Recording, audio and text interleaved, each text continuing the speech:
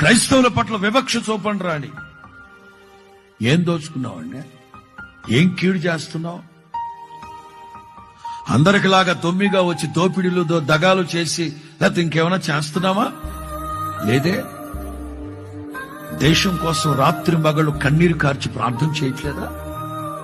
దేశం యొక్క బాగు కోసం దివారాత్రులు ఉపవాసాలుండి కన్నీరు కార్చట్లేదా?